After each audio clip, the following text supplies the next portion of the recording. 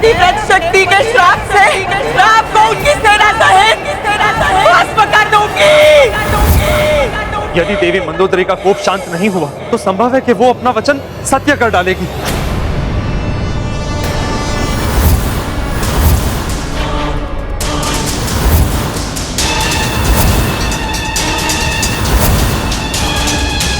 उस वनवासी और वानर के विरुद्ध पुत्री मंदोदरी के मन में मैंने जो विष घोला वो युक्ति सफल रही।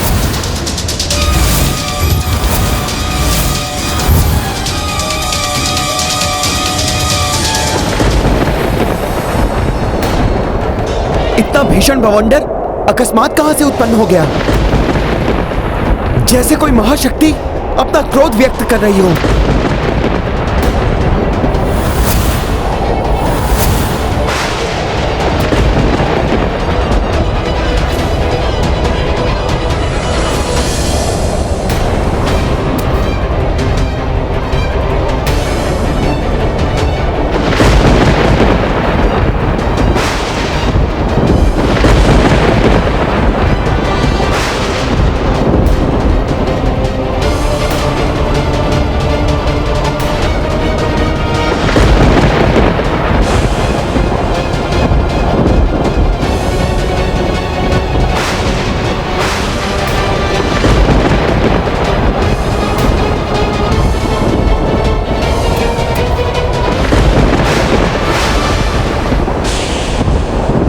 महारानी मंदोदरी यहाँ?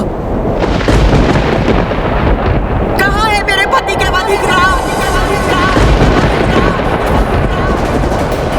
जिन्होंने छल से मेरे पति की हत्या की है,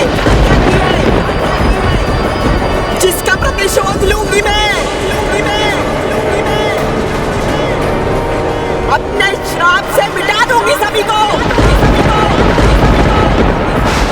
भस्म कर दूंगी उस रात को मैं।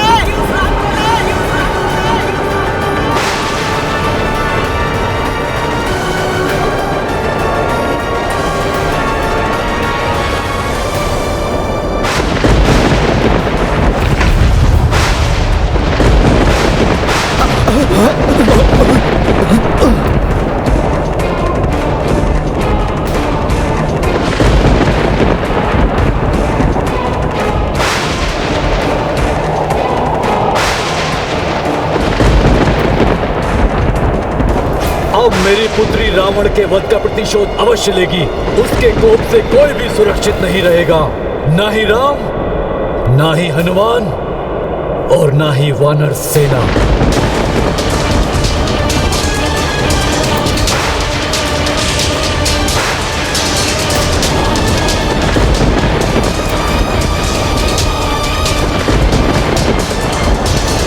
हनुमान, महारानी मंदोदरी के कोप को शांत करना अत्यंत आवश्यक है, अन्यथा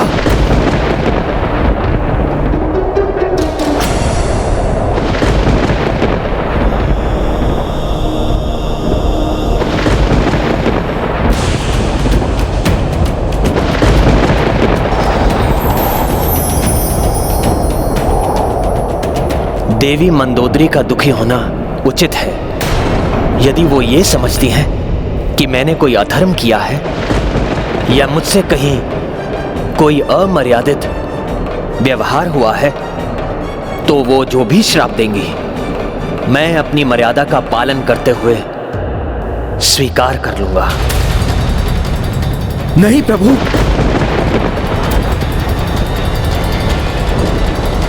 यदि प्रभु ऐसा करेंगे तो नहीं नहीं, ऐसा नहीं होना चाहिए।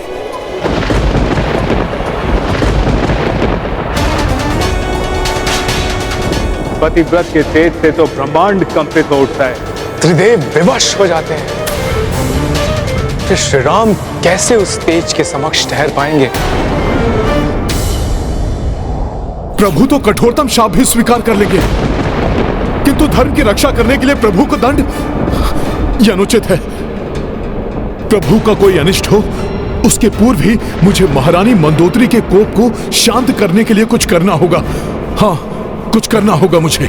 प्रभु श्री राम के बाण से कभी भी कोई अधर्मी नहीं बच सकता और न ही किसी निर्दोष पर प्रभु का बाण प्रहार करता है। ऐसे मर्यादा पुरुषोत्तम है श्री राम। मामा जामवंत का कथन असत्य नहीं हो सकता। मात्र अधर्मियों का नाश किया है प्रभु के बाणों ने।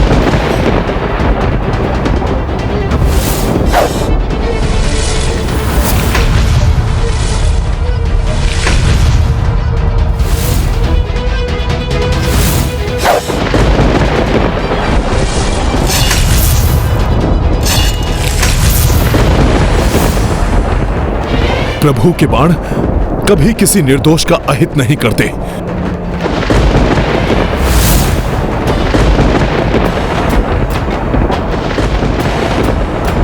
प्रभु, प्रभु, युद्ध तो रावण के विरुद्ध मैंने भी लड़ा है।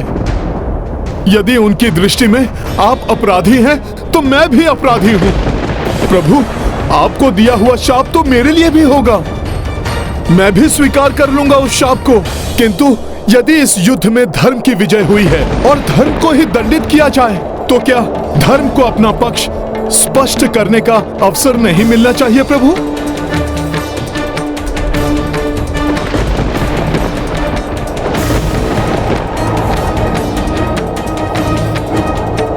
कथन तो तुम्हारा उचित है हनुमान। तो मुझे उनके समक्ष अपना पक्ष रखने की अनुमति दीजिए। और यदि फिर भी वो हमारे कृत्य को अधर्म मानती हैं, तो मैं स्वयं उनसे कह दूंगा कि आप अपने शाप से भस्म कर दीजिए हम दोनों को। तुम ऐसा कर सकते हो हनुमान। किंतु प्रभु, इसके लिए मुझे आपके एक बाण की आवश्यकता है।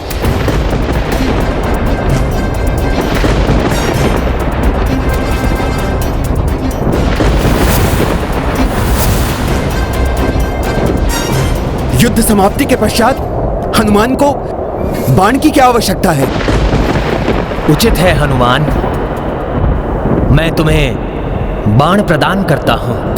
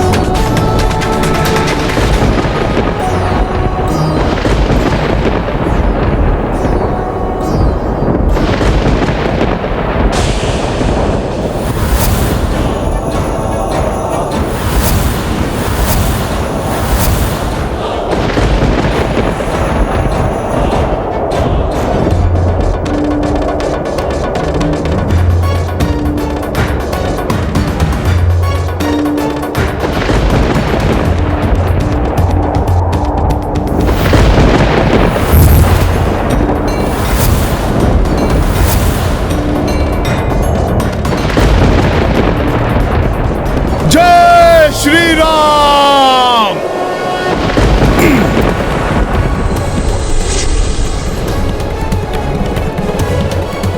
हनुमान ने ये क्या किया?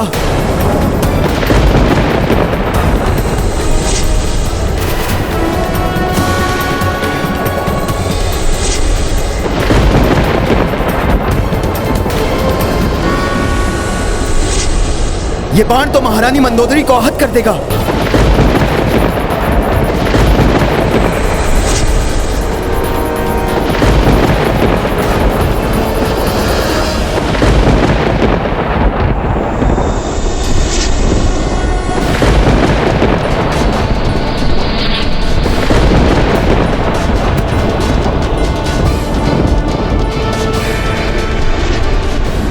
हनुमान ने मुझ पर प्रहार किया।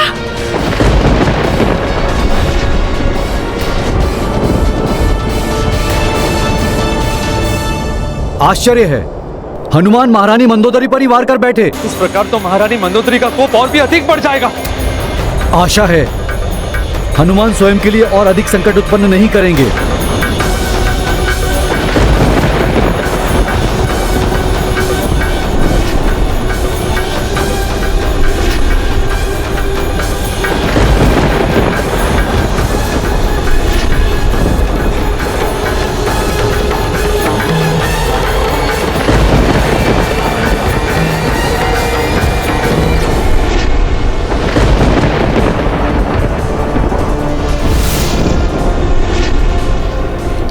बाण का लक्ष्य तो मैं थी, फिर कैसे ये बाण अकस्मात ही दूसरी ओर मुड़ गया?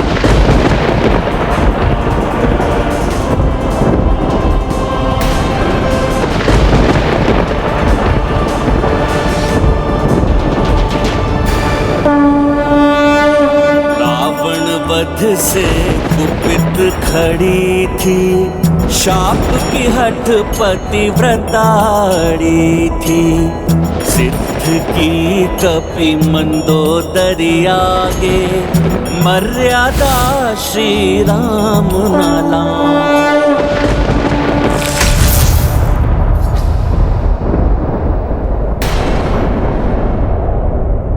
देवी, प्रभु श्री राम के बाण के भांति है प्रभु श्री राम का धर्म पालन। अडिग है उनकी मर्यादा, और आप उन धर्म पालक मर्यादा पुरुषोत्तम प्रभु श्री राम को शाप देने जा रही थी।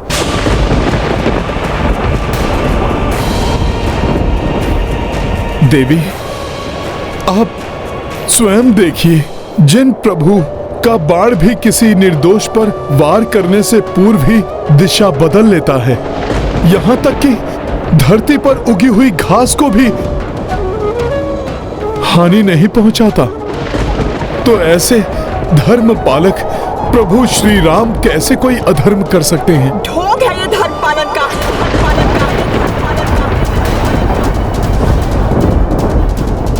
मेघनाथ की पूजा को रोकने के लिए तुम्हें और विभीषण को भेजकर किस धर्म का पालन कर रहे थे तुम्हारे प्रभु?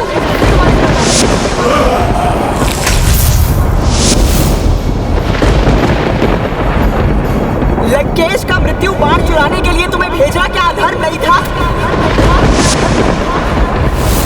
लंकेश की नाभि पर वार करना धर्म संगत था क्या?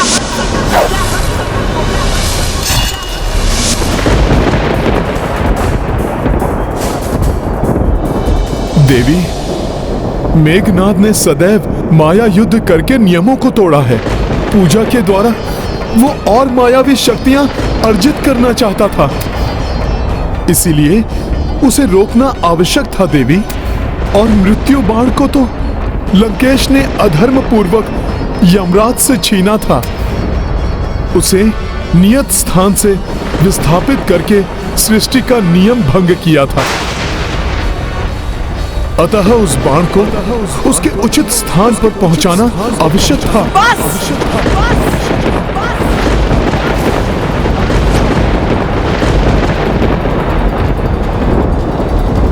कपट पूर्वक धर्म और मर्यादा की सीमाएं लांघने वाले तुम्हारे प्रभु और तुम दोनों को आज मेरे श्राप का भागी होना ही पड़ेगा।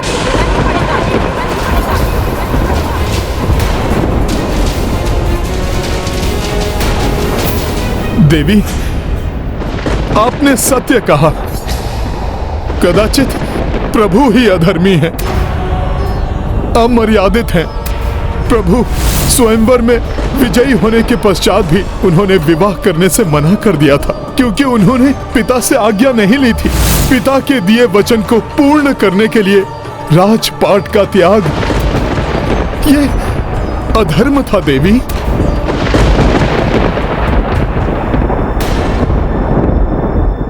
रजत पात्रों और राजसी भोग के स्थान पर मिट्टी के पात्रों एवं कंदमूल फल को अपनाया।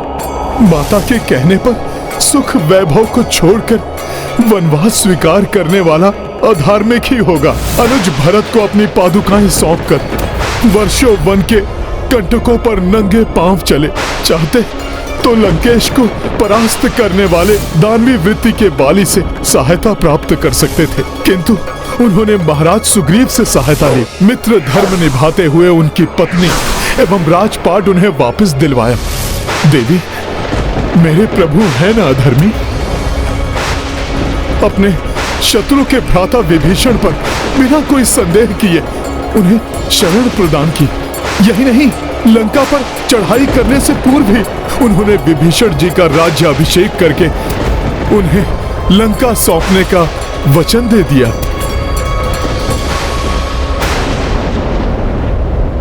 जिससे कि कोई ये आक्षेप ना लगा सके कि उन्होंने अपने राज्य विस्तार के लिए लंका पर चढ़ाई की। देवी,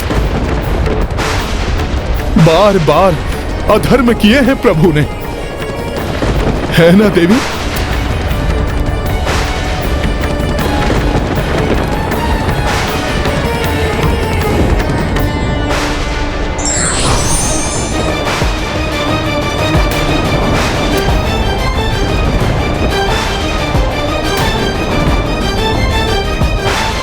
जिनकी पत्नी हरण करके लंका में लाई गई,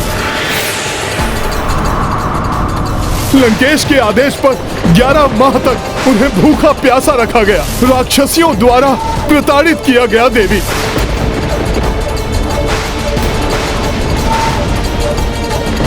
सब कुछ जानते हुए भी प्रभु ने लंकेश को बार बार संभलने के अवसर दिए।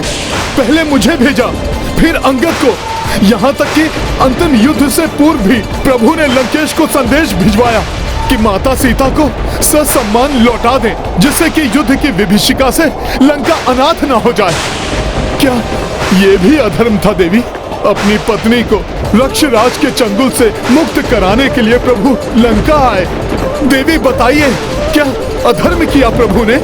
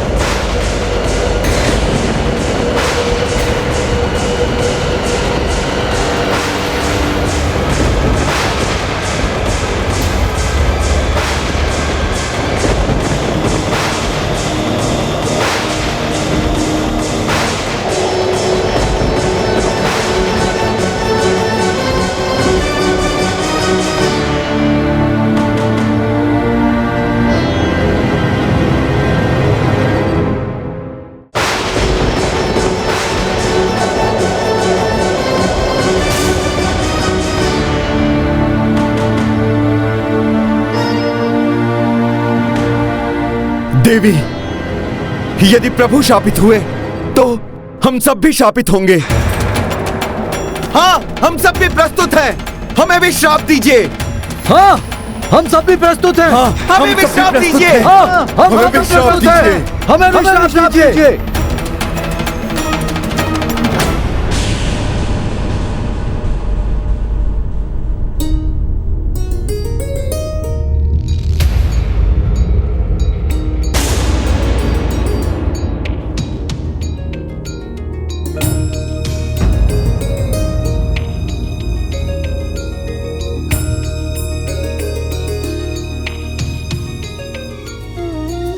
एक पर स्त्री की परछाई के भी स्पर्श से दूर हट जाने वाले, कभी किसी पराई स्त्री की ओर दृष्टि तक ना उठाने वाले, बताइए देवी, प्रभु श्री राम अधर्मी हैं, अमर्यादित हैं, है ना देवी?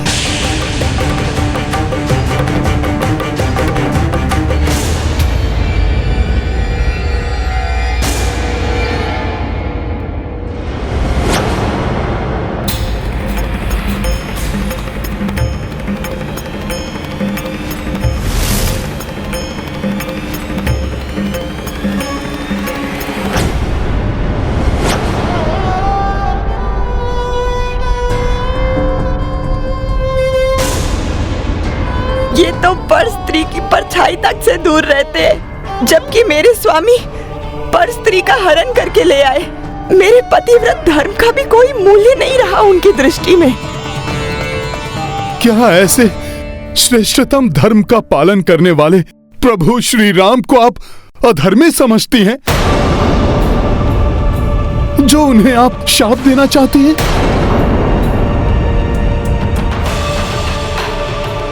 देवी, क्रोध वो घना अंधकार है जो नेत्रों के समक्ष सूर्य की भांति चमकते हुए सत्य को भी छिपा देता है।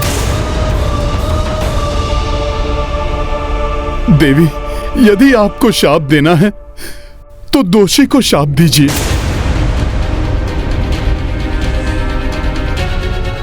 निर्दोष को शाप देना अधर्म है।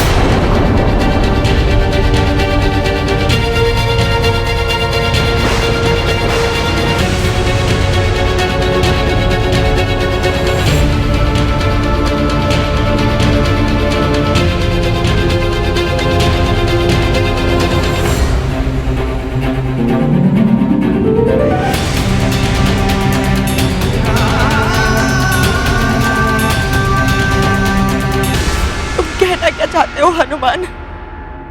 देवी, प्रभु श्री राम को तो कुछ ज्ञात ही नहीं था। मैं स्वयं गया था मृत्यु बाण लेने।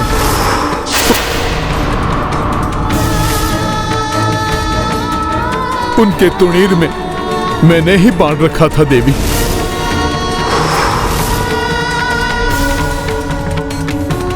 उन्होंने उस बाण को लंकेश के वक्ष पर चलाया था, किंतु उस बाण की दिशा परिवर्तित हुई मेरे वेग से।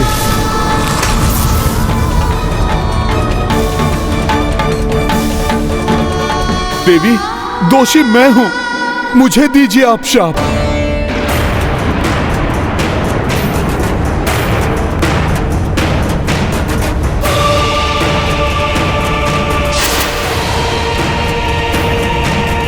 व्यक्ति को भावेश और आक्रोश में आकर कोई कदम नहीं उठाना चाहिए, अन्यथा भूल होने की संभावना रहती है।